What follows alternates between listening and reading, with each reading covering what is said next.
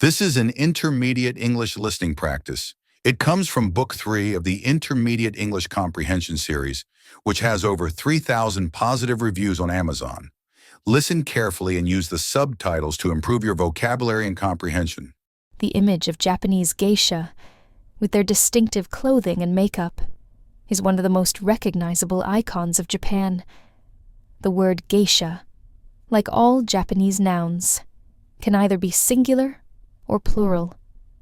In written Japanese, geisha is a combination of two kanji, a type of Japanese character, one meaning art and the other person.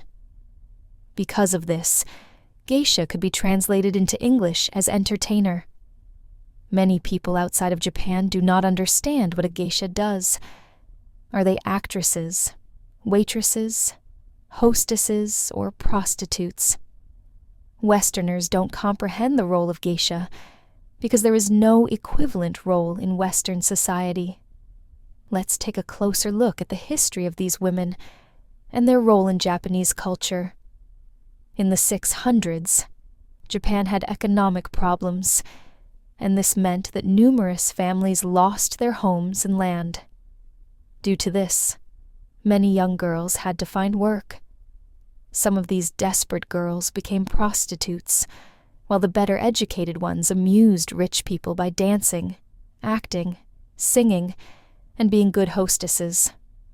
This continued for many years, and in the 16th century, special areas were created called yukaku, meaning pleasure districts.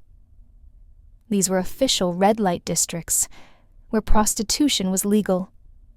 There were yukaku in the cities of Kyoto, Osaka, and Edo. There were different levels, or classes, of women who worked in these districts, and the highest of these were called oiren.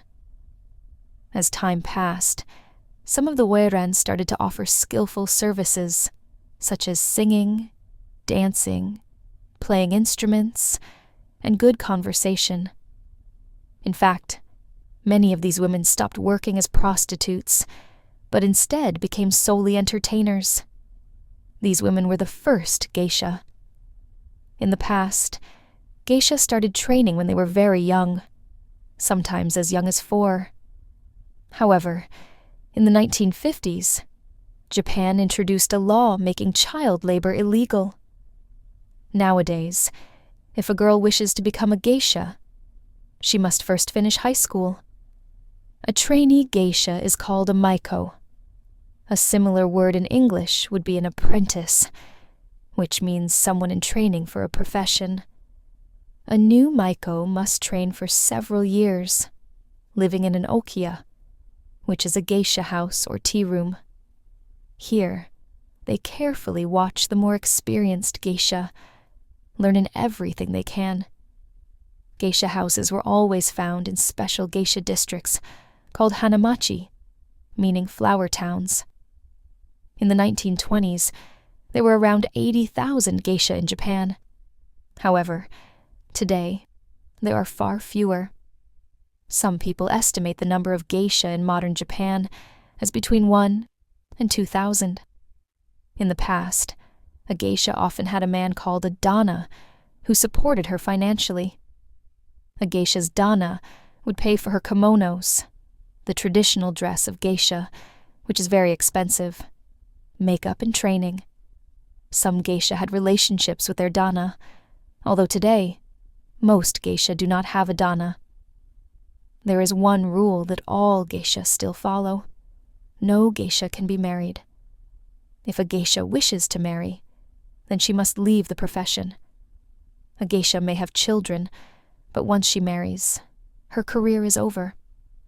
Memoirs of a Geisha by Arthur Golden is a wonderful book which, although fiction, lets you enter the secret world of these fascinating women.